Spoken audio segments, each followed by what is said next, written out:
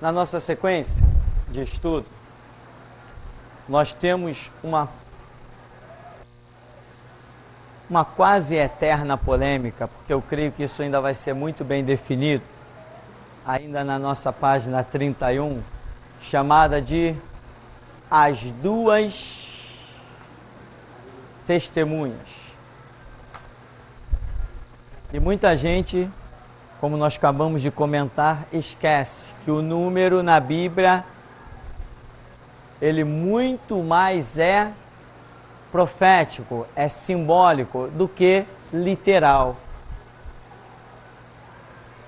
Então, as duas testemunhas pode significar muita coisa. Esse dois aqui pode significar sistema. Dois sistemas de testemunho. Que aí você poderia imaginar que ele possa ser o Antigo Testamento e o Novo Testamento.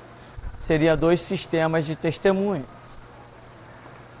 Poderia imaginar que os judeus, porque a Bíblia não diz que eles vão quebrar a aliança com o anticristo. Então, se eles quebram a aliança, eles passam a dar testemunho. E a única coisa que o judeu conhece é o Antigo Testamento.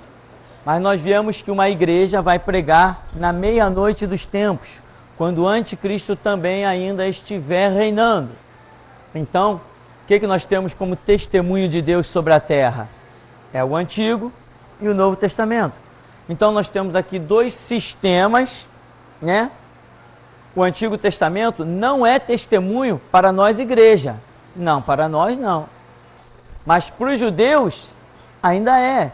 Eles conseguem se prender a Deus ainda através do Antigo Testamento. Enquanto que nós não conseguimos mais base de nos prender a Deus pelo Antigo Testamento. Se alguém consegue essa base, não é crente. Está se iludindo. Ah, mas o Antigo Testamento fala de Deus? Fala. O Antigo Testamento diz coisas maravilhosas de Deus? Sim. Mas eu nunca me ligarei a Deus pelo Antigo Testamento. Porque aí eu estou negando Cristo. É uma falsa união. É uma união mentirosa. Como o judeu. O judeu hoje tem Deus? Espera a guerra do Armagedon que você vai ver que ele não tem. Espera qualquer um se levantar contra eles, que você vai ver o massacre que eles vão sofrer. Você não pode se unir a Deus através do Antigo Testamento. Você só pode se unir a Deus através do sangue de Cristo. Quem negar esse sangue está fora, está cortado. Não é lógica? Essa é a lógica. Mas o judeu vai querer testemunhar de Deus, mesmo sem conhecer Jesus, ele pode vir a testemunhar dentro da cabeça dos conceitos dele, pelo Antigo Testamento. Pelo Antigo Testamento, por esse Deus do Antigo Testamento que os judeus conheceram, eles podem não se negar ao reinado, não se render ao reinado do anticristo. Eles podem não se render, porque eles vão ver ali, no reinado do anticristo, ideologias muito longe dos conceitos de Deus. Então, o que nós podemos imaginar? Que essas duas testemunhas possam ser um povo com a ideologia do Antigo Testamento e outro povo com a ideologia do Novo Testamento, que estarão pregando dentro do reinado do Anticristo. São dois sistemas. Aqui, passando da página 31, indo para a nossa página 32, lá em Apocalipse 11, que fala dessas duas testemunhas, que você deve ler, e verá que aí nós temos vários comentários, 1, 2, 3, 4, temos 4 comentários de pontos de vistas a respeito do que seriam essas duas testemunhas. E diz, por exemplo, na página 32, primeiro ponto de vista: serão 2 homens de Deus, com poderes semelhantes aos de Moisés e Elias, profetizarão durante 3 anos e meio. Quando entregarem toda a mensagem, Deus permitirá que o anticristo tire a vida destas duas testemunhas, que serão vistas por todo o mundo e estarão na cidade do grande rei. Depois de 3 dias e meio, Deus enviará sopro de vida a estas duas testemunhas, ressuscitarão e muitos glorificarão a Deus. Quando ressuscitarem, uma nuvem os envolverá e eles subirão. Aí diz, vos convertestes a Deus para servirdes o Deus vivo e verdadeiro e para aguardardes dos céus o seu Filho, a quem ele ressuscitou dentre os mortos, Jesus, que nos livra da ira vindoura. Uma colocação de Tessalonicenses de Paulo, mostrando que esse fato vai se dar, que Jesus, assim da maneira como ele foi para o céu, ele voltará. Então aqui você vê um monte de simbologia. Você vê, aqui está dizendo que eles terão poderes semelhantes aos de Moisés e de Elias. Só que esta visão de que as duas testemunhas terão poder semelhantes aos de Moisés e de Elias é uma interpretação nossa. Não estou dizendo que estejamos nós, os que temos visto assim, errados. Porém, a Bíblia não diz que essas testemunhas, terão poder como o de Elias ou como o de Moisés. Entende? Onde a gente muitas vezes pode começar ou a acertar ou a escorregar e cair. Porque a Bíblia diz que eles terão poder de converter a água em sangue, né? Poder para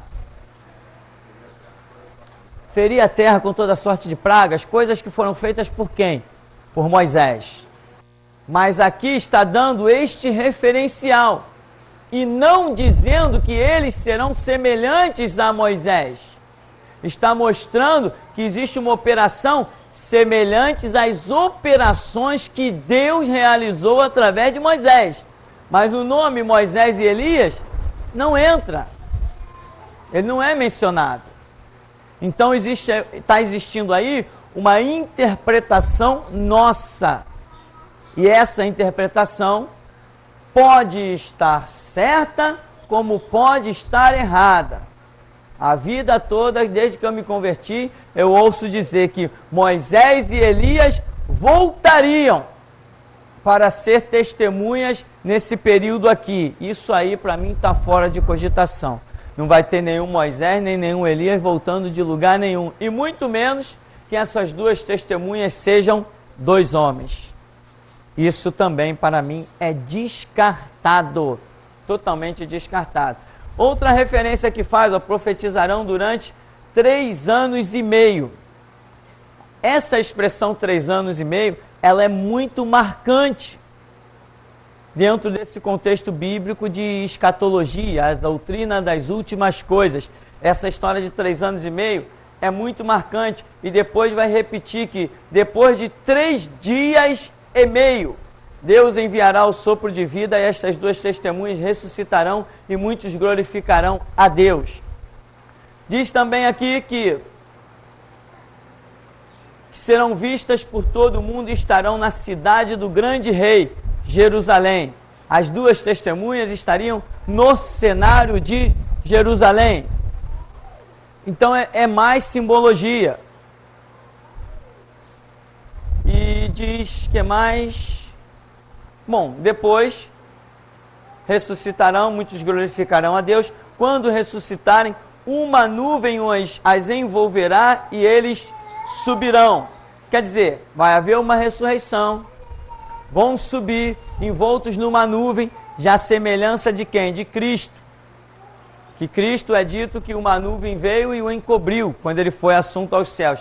Então aqui, antes de nós partirmos para uma interpretação, é bom ter muito, mas muito cuidado, porque a questão entra muita simbologia. E nós, nenhum ser humano, detém conhecimento da Bíblia. É necessário, quando se trata de Bíblia, é necessário revelação. Você nunca pode dizer que conhece Bíblia. Você não pode dizer, eu conheço a Bíblia. Não, você sabe que existe uma revelação fluindo na sua vida, mas o conhecimento da Bíblia você não detém ele. Num estalar de dedos que a graça sair de você, aquele conhecimento bíblico que você tem, ele sai também. Faz o teste. Se sai. Você hoje pode ser o número 1, o referencial de ensino bíblico. Amanhã, sem a graça, você não sabe recitar direito nem João 3,16. Porque é uma capacitação, é uma revelação.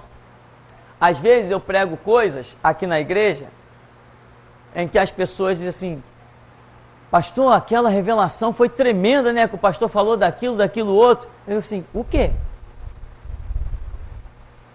O que eu falei? Não, aquilo assim, eu falei, tá, é mesmo, é interessante. Não é um conhecimento que está detido em mim, que eu saiba, que eu possa, sabe? 2 mais 2 igual a 4, algo como que físico, palpável. Não! A coisa entra na sua mente, no seu espírito, para um propósito determinado. Depois, meu irmão, entre aquilo permanecer ativo em você e aquilo sair de você, é com Deus. Quantas vezes eu já cheguei aqui, peguei lá a mensagem no computador, poxa, está todo mundo falando dessa mensagem? Eu vou ver o que diz essa mensagem. Aí quando eu fui ouvir, eu falei, rapaz, é mesmo. Nunca tinha visto dessa maneira. Já tinha até ouvido a mensagem, porque toda a mensagem eu ouço, mas nunca tinha reparado aqueles detalhes que tanta gente estava comentando. Por quê? Uma prova de que aquilo não é um conhecimento que saiu de dentro de mim. Ele veio de fora, passou por mim, cumpriu um propósito, mas eu não detenho o conhecimento. Louco é o homem que acha que pode deter o conhecimento das coisas de Deus. Isso é uma loucura, meu irmão. Mas é o que todo mundo diz para mim. Eu fiz 5 seminários, eu sou formado em teologia, eu pós-graduação, sou formado em pedreiro de Jesus, sou formado em engenheiro de Jesus, eu dou nó em página de Bíblia. O cara é bom, ele faz o que ele quer. Louco, ele é louco também, só esqueceu de dizer assim, eu sou o maior louco de Jesus. Só faltou isso. Então, é muita simbologia, é muita revelação, para que alguém diga, é assim, ou deixou de ser assim, sem que primeiro venha uma revelação. E tem mais, hein? Existem revelações que vêm em você, cumpre o propósito e sai. E existem revelações que vêm em você, se aloja e lá permanece. Isso eu posso garantir. É assim mesmo. É assim mesmo. É exatamente assim. Tanto que você não consegue repetir uma pregação. Por que você não consegue repetir uma pregação? Se tivesse tudo saído da sua mente, você repetiria. Você não consegue decorar uma poesia? Você não consegue chegar aqui e contar uma história para depois, uma semana depois você conta a mesma história para outro? Um mês depois você conta a mesma história para outro? História, é fato, está em você. Agora, quando as coisas são as coisas de Deus, elas podem vir até você, você pode falar daqui a uma semana. Isso muitas vezes acontece com sonhos, quando a pessoa não anota. Sonhos proféticos. Passa 6 meses e não lembro mais daquele sonho. Por quê? Porque houve um propósito de Deus, a coisa veio, entrou, penetrou em você, para que você contasse, visse, tomasse conhecimento, depois aquela graça daquele sonho sai de você. Isso acontecia com qual personagem bíblico? Sansão. Sansão era o fortão? Era nada. Numa queda de braço, eu com ele, a coisa ia ficar difícil, irmão. Ele não ia levar moleza assim, não.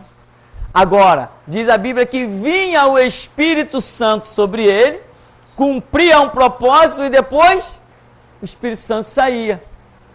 Sansão não era o forte o tempo todo. Se ele fosse forte o tempo todo, ele quando se colocou entre as colunas do templo de Dagon, ele não precisaria ter feito aquela oração. Deus, uma vez mais, me restitui a minha força para que eu me vinga dos meus inimigos. Se a força tivesse nele, a graça tinha saído sim. Por quê? Porque ele próprio negou a graça, aquela história complicada que a gente conta de vez em quando por aí. Porque o poder de Deus opera na sua vida enquanto a sua fé está viva. Sansão vacilou na continuidade da sua fé. Acreditou que o corte dos seus cabelos lhe tinham retirado a força. Isso é outra história. Então, veja aqui, nós temos comentário 1. Em virtude de muitas simbologias envolvendo a questão, já é possível não somente crer que as duas testemunhas sejam apenas duas pessoas, mas podem representar grandes organizações. Uma das coisas que eu menciono é o Antigo e Novo Testamento, que é, vamos dizer assim, representado em judeus e igreja, né? Então vem aí um monte de símbolo envolvendo esse Apocalipse capítulo 11, que são: castiçal é símbolo da igreja, é símbolo da palavra e é símbolo de Israel. Oliveira produz óleo, que é símbolo do Espírito Santo, que é símbolo de Israel, que é símbolo de unção. É dito que o anticristo lhes fará guerra. Isto poderia ser confuso se nos prendermos exclusivamente ao fato, considerando duas pessoas somente. Dá a ideia que os camaradas transtornaram a terra inteira. Transtornaram a terra inteira. Ora, então significa que eles têm que ter um certo recurso capaz de transtornar a terra. Ou então esse transtornar a terra não significaria exatamente isso.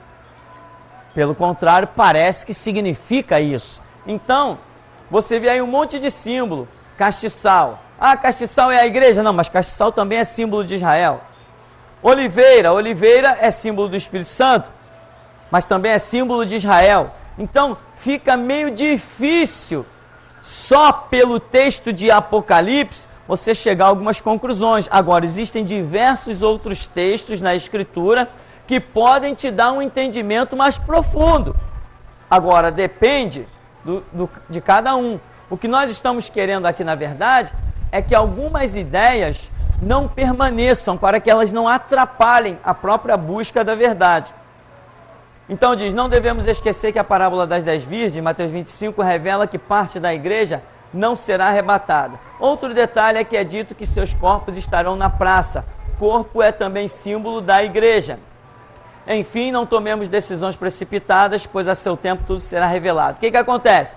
Israel vai permanecer na terra, o arrebatamento vai acontecer e também uma parte da igreja, a grande parte da igreja, não será arrebatada. Será que essa parte da igreja que não será arrebatada poderia vir a se converter em testemunha de Deus na terra? Que seria massacrado, logicamente, mas poderia testemunhar? É uma ideia, porém alguns já não creem nisso, porque alguns acreditam que as duas testemunhas vão profetizar exclusivamente na primeira parte do reinado do anticristo. E sendo assim, essa igreja arrebatada, essa igreja não arrebatada, não teria espaço neste primeiro período. A igreja não arrebatada, ela vai ter que adentrar somente o segundo período. Então, quer dizer, é um detalhezinho muito minucioso, que cabe aí um questionamento, cabe aí uma observação, cabe estudo. Ou seja, não cabe precipitação. Não cabe precipitação na espera das revelações bíblicas, não cabe precipitação. Esse papo das duas testemunhas, nós poderíamos até estar pulando isso aí, esquecendo, nem tocando nesse assunto. Porém, eu acredito que essa história das duas testemunhas, para uma próxima geração, ela não deixará mais nenhuma dúvida. Hoje, para nós, para mim particularmente, ela é muito dúvida. Dúvida que não acaba mais. Mas o anjo disse para Daniel o quê? Daniel, sela as palavras desse livro, porque a revelação dele é para tempos distantes. Então, para Daniel, era 100% de dúvida. Para mim, hoje, é apenas 1% de dúvida. O que Daniel não conseguiu entender em 100%, hoje eu entendo em 99%. Então eu acredito que esse papo das duas testemunhas, por isso que a gente coloca aqui os comentários, entra nesse assunto, porque eu acredito que para mim hoje ele é, vou até colocar aqui, 90% de dúvida. Vamos dizer que eu consiga pescar 10% dessa história aqui. Para a próxima geração, isso aqui vai inverter. Eles vão ter 90% de certeza e somente 10% de dúvida. É assim que eu tenho aprendido que a história acontece. Eu tenho aprendido que a palavra ela é revelada a seu tempo. Então é por isso que eu toco nesse assunto. Aqui diz, comentário 2. Pelas próprias simbologias bíblicas, outro argumento que encontramos é que as duas testemunhas possam ser oliveira, remanescente de Israel, castiçal, remanescente da igreja, né? Tem as referências de Jeremias, Zacarias, remanescente, aqueles que guardarão os princípios de Deus. Aí disse Jesus, aprendei, pois, a parábola da figueira, quando já os seus ramos se renovam, as folhas brotam, sabei que está próximo o verão. Assim também vós, quando virdes todas essas coisas, sabei que está próximo às portas. Então, nós temos aí mais duas simbologias, né? Falando de oliveira. Oliveira, que tanto é símbolo de Israel, quanto é símbolo da igreja. E a Bíblia mostra com clareza que, a respeito de Israel, o remanescente é que será salvo. O remanescente são aqueles que permanecerem firmes em um propósito de Deus para aquele tempo final, quando o anticristo estiver reinando. Então, é mais um comentário. Seria só Israel que estaria caracterizado como essas duas testemunhas, porque o número 2 é o número do testemunho? Ou seria, mais literalmente, dois segmentos, tanto a igreja quanto Israel, que ainda nesta época vai estar pregando? Eu tenho umas coisas que eu penso, que eu acho, mas não a ponto de eu poder dizer, meu irmão, é isso aqui. Não, eu crer em alguma coisa é um fato, e eu poder afirmar biblicamente ou por uma revelação que aquilo é real, é outra história. Por exemplo, uma grande massa da nação brasileira e do mundo já viu objetos voadores não identificados, já viram coisas fantásticas, já fotografaram coisas tremendas, muitas fraudes e muitas coisas que não se conseguiu, apesar de estudos científicos, determinar que fossem fraudes. Porém, eu afirmo, não existe vida em outro planeta. Mesmo com todas essas fotografias, todos esses sinais, eu afirmo. Por quê? Porque eu recebi uma revelação. Então eu posso morrer dizendo que não existe vida em outro planeta. Porém, com relação às duas testemunhas, eu não recebi nenhuma revelação suficientemente que eu possa dizer, eu recebi e está aqui, é isso e acabou a história. É o que eu creio porque eu recebi do Senhor. Não. Tudo que nós estamos vendo aqui são simbologias, alegorias, são tipificações. Comentário 3. Pelos símbolos envolvendo a questão das duas testemunhas, também há aqueles que acreditam que as mesmas serão a igreja, castiçal e Israel, oliveira, conforme referências bíblicas já citadas. Todavia, entra em questionamento até quando a igreja permaneceria na terra, a fim de dar testemunho. Detalhe, ao ser dito que os seus corpos jazerão na praça da grande cidade, que espiritualmente se chama Sodoma e Egito, preste muita atenção. Apocalipse faz referência à grande cidade como sendo Roma, Babilônia, a prostituta que reina sobre os reis da terra, e enfim, com simples conclusão, a Igreja Católica Apostólica Romana.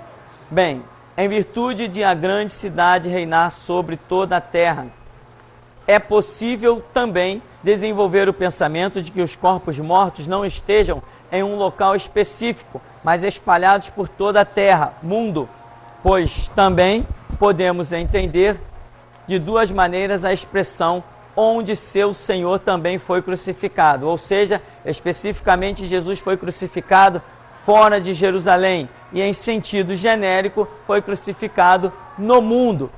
Isso aí gera outro problema.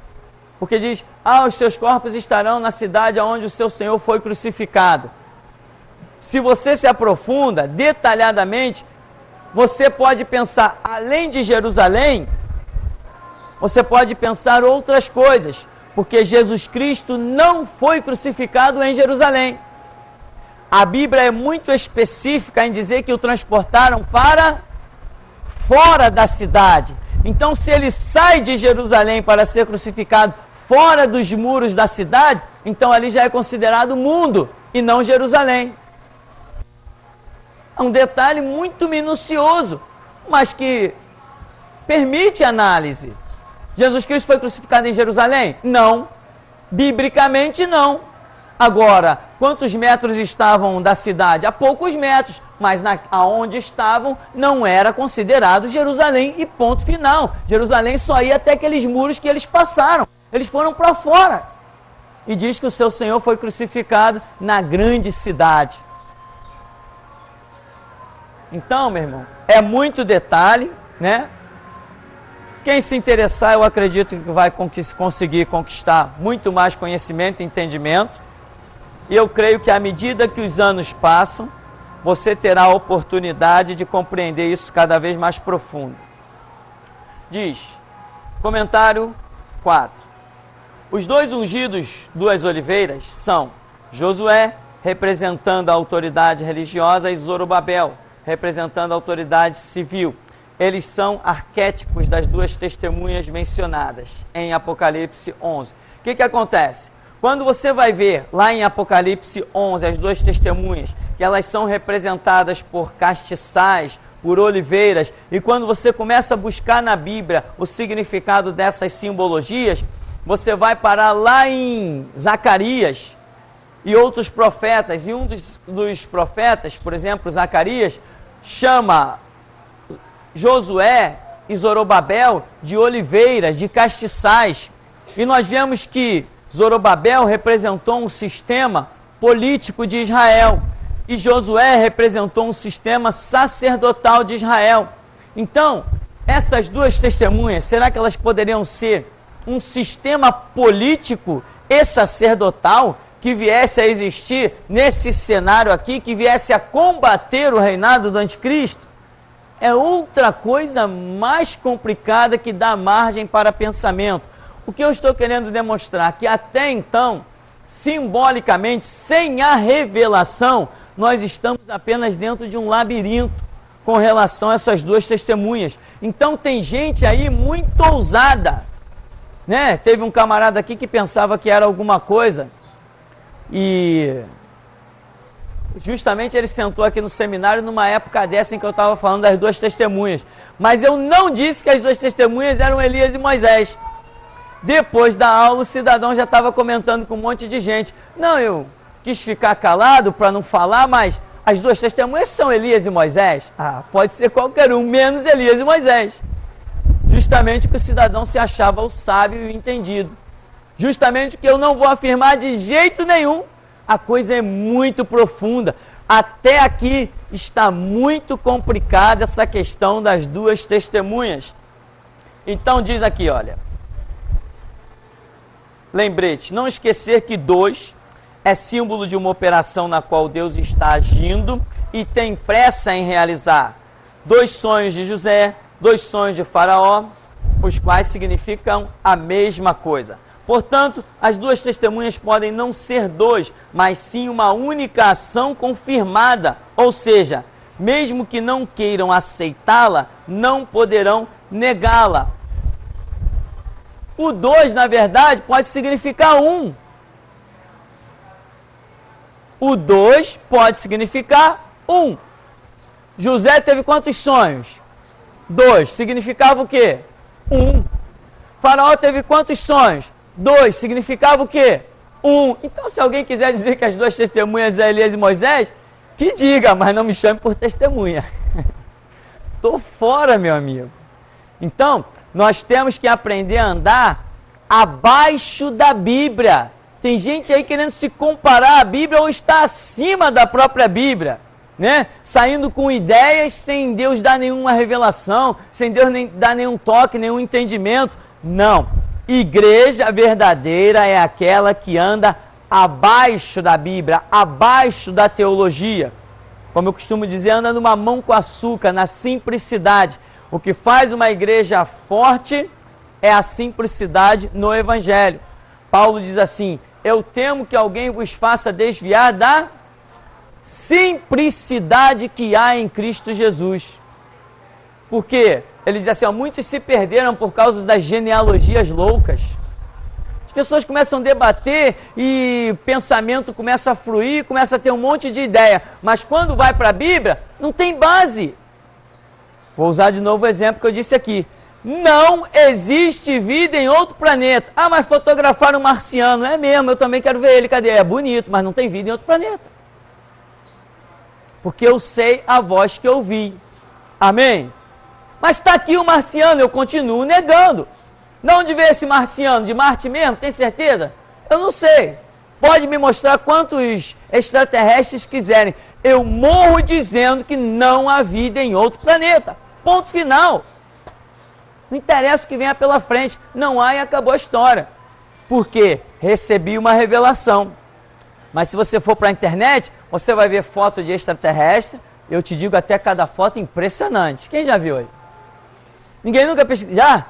Pesquisa isso, extraterrestres lá na internet. Você vai ficar impressionado. Você vai chegar aqui e vai dizer assim para mim: não, pastor, tem vida em outro planeta. Eu vou dizer assim: não tem.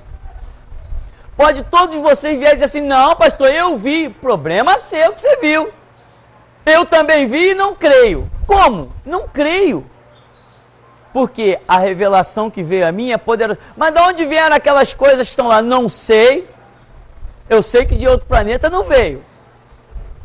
Então, o que a revelação te gera? A revelação te gera uma convicção plena. Eu estou vendo, mas aquilo que você está vendo existe? Não existe. Mas você está vendo, mas não existe.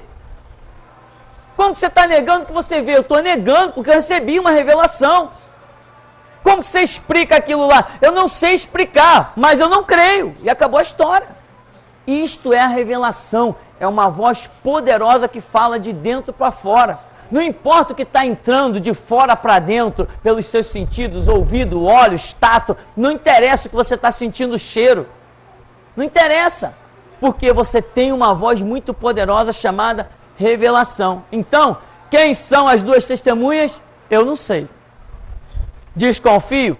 Desconfio, mas não recebi nenhuma revelação a respeito da minha desconfiança.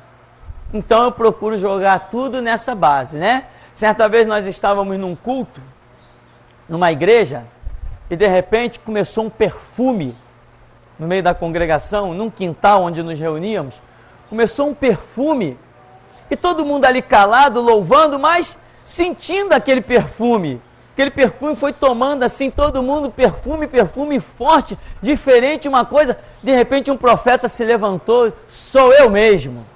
Eu que passei no vosso meio, eu sou a rosa de Saron, eu sou o lírio dos vales. Espiritual, você sentia aqui nesse nariz? Todo mundo já estava vendo: caramba, que isso? Que perfume é esse? Será que alguém comprou um perfume importado aí? Do bom! E aquele negócio, a gente louvando e um olhando para o outro, mas ninguém falou nada. Daqui a pouco o profeta se levantou: sou eu que passei no vosso meio, eu sou a rosa de Saron, eu sou o lírio dos vales. Tremendo, né? Então, você não pode se guiar só pelos sentidos naturais. Você precisa de revelação. Quem ousaria dizer, de nós que sentimos aquele cheiro, quem ousaria dizer que era Jesus que estava no nosso meio? Caramba, que perfume, né? Acabou a história. Mas quando vem a revelação, o profeta se levanta: sou eu mesmo. Passei em vosso... Opa, agora entrou a revelação. Agora você pode dizer que sentiu o cheiro de Jesus. Mas antes você não pode dizer. Você pode dizer que sentiu um cheiro, mas de onde era aquele cheiro? Não sei. Então você pode desconfiar das coisas, mas afirmar precisa de revelação. Tem que ter ouvido Deus, tem que ter tido uma resposta de Deus num sonho, numa visão, numa confirmação de alguma maneira. Por exemplo, a irmã Raimunda. se não me falha a memória, chegou outro dia aqui, falou assim: pastor, eu tive um sonho, chegava na igreja e diziam que o pastor tinha morrido. O pastor tinha morrido. Eu falei: irmã, teve sonho? Foi, né? O pastor tinha morrido. Eu falei: é mesmo, irmã? Vamos orar, né? Eu fiquei assim com a pulga atrás da orelha, né, irmão? Cocei assim, eu morri, sabia que eu não ia morrer. Por que eu sabia que eu não ia morrer? Porque já tinha uma revelação e sabia que eu não ia morrer. Amém? Eu sabia que eu não ia morrer. Mas aí passou uma semana, veio alguém, esse eu não lembro: pastor, sonhei que o pastor tinha morrido. Eu falei: caramba, 2 sonhos, já está confirmada a história. 2 pessoas diferentes. Detalhe, pessoas diferentes, porque às vezes o sonho, ele parece uma loucura tão provocante, impactante, que Deus sabe logo que você não vai dar crédito. Mas aí ele pega 3, 4, 5, sonhando a mesma coisa e vem te contar. Opa, não tem jeito, Deus está falando. Não tem como fugir. Deus sabe como trabalhar na vida de cada um. Aí, falei: meu irmão, vou orar. Já sonharam que eu estava morto aí, mas até agora eu estou vivo. Ainda brinquei. Aí vem o terceiro, foi o irmão Marcelo: pastor, eu tive um sonho, chegava na igreja, o pastor tinha morrido. Falei, aí na hora entrou a revelação. Eu falei: Marcelo, este sonho, parte dele significa o seguinte: a próxima dispensação, parece que já tínhamos entrado em junho, eu falei, a próxima dispensação, ela vai ser uma virada tão violenta, que tudo que ficou para trás vai ficar esquecido. Nós vamos receber uma direção tão específica de Deus, uma coisa tão diferente, que tudo que ficou para trás já era. Não deu outra. Chegou no dia 19, você está preso. Quando eu estava lá dentro da prisão, os ânimos já tinham acalmado, porque a minha adrenalina foi lá em cima, irmão. E aquele delegado deu o azar de me pegar com a adrenalina lá em cima. Por isso que ele nunca mais vai esquecer o meu nome. Não vai mesmo. Nem a geração dele, porque eu vou pegar todo mundo daqui para frente. Então, quando eu acalmei, que eu já estava lá dentro da prisão, que eu caí na real, né? Esperar o propósito de Deus, estou preso, vou esperar Deus agir, que eu sei que o propósito de Deus não é que eu fique aqui dentro. Eu já sabia disso também, porque ele tinha propósitos comigo que lá de dentro não poderiam ser cumpridos, então eu tinha que estar solto, já sabia disso. Falei, vamos esperar o tempo de Deus. Aí os 3 sonhos vieram à minha mente. Aí o Espírito Santo falou, os 3 sonhos é isso, a sua ausência, a sua retirada, por isso que você era dado como morto. Aí que eu caí na real. Então, o que acontece? Tem coisas que nós só sabemos, só conseguimos dominar a revelação, o entendimento, quando existe uma revelação. Até então, meu irmão, não adianta, você pode pular de um galho, pular de outro, pode ler aqui, pode orar ali, vai caminhando, mas não afirme nada que Deus não tenha te confirmado. Isto é andar gloriosamente, isto é andar segundo a Escritura. E deixa o que tiver que acontecer, que aconteça. Amém? Então aqui nós encerramos com este 4º comentário. Certamente que tem muito mais coisa. Alguns irmãos estudando sobre isso já me participaram, já comentaram sobre detalhes dessas 2 testemunhas, textos que encontraram na Escritura, simbologias, números, etc. E eu creio que essas pessoas estão caminhando certo, estão compreendendo, porque estão buscando, estão estudando. O resultado, logicamente, virá. Agora, eu fico por aqui. Cada um que quiser seguir adiante na estrada, vá em frente. Certamente você vai descobrir alguma coisa. Eu fico por aqui. Apenas eu digo que Elias e Moisés, 2 pessoas, não, isso aí não é. Isso não tem condição de ser. Alguma pergunta? Nenhuma?